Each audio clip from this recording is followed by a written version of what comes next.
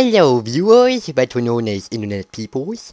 This is Special Ed Monkey, and today I will be reviewing Harry Potter and the Deathly Hallows Part 1. First off, let me address a subject that is near and dear to my heart. Please don't bring your elementary school age kids to watch this movie. The whole time I was watching this movie, some little kid behind me kept saying, I'm scared, I'm scared. Seriously, it was annoying. A kid that age has no business in watching a 2-hour long movie that won't even hold your attention for 5 minutes. So I suggest that if you have a child that is under 10 years of age, please take them to something that is colorful, quirky, and doesn't have any thought put into it.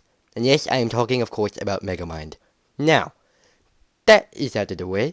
Now let me tell you wizards and witches about the magical movie. This movie is about a not so young wizard who embarks on a journey to get a magical sword to save people from the growing forces of evil. Sounds a lot like another story I've heard. Anyways, that's basically the only piece of the plot that I can reveal to you without giving any spoilers. Oh, and by the way, everyone dies in the next 2 movies! Gasp! Was that a spoiler? But seriously, almost as soon as the movie starts, there's a sort of ominous atmosphere as it reveals that Voldemort and his friends have begun to take over the wizard world! And sure enough, boom bam boom bop beef! Villains and heroes are duking it out in an all-out war! You'd think that with such an action-packed beginning, that the whole movie would be like this, right? Wrong!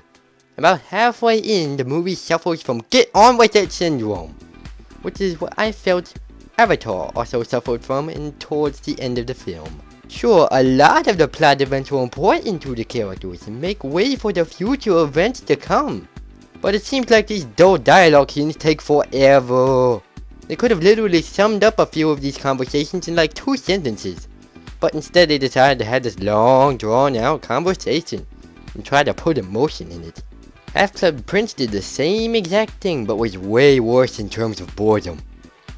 I kind of get the feeling that they put in all these dull parts just to sort of please the die-hard fans of the book, so that they wouldn't say, I can't believe it! They didn't even include the one scene where Harry and Hermione talk to one guy for 30 minutes. However, I find that this movie kind of brought back that nostalgic feeling that I felt when I watched the first movie, which is the best one by the way, because it had that magic sort of feeling to it, in the sense that you were experiencing something brand new. Plus, the film also used new tactics in terms of design. An example of this is how at one part, the movie changes into a cel-shaded cartoon. I really like this part.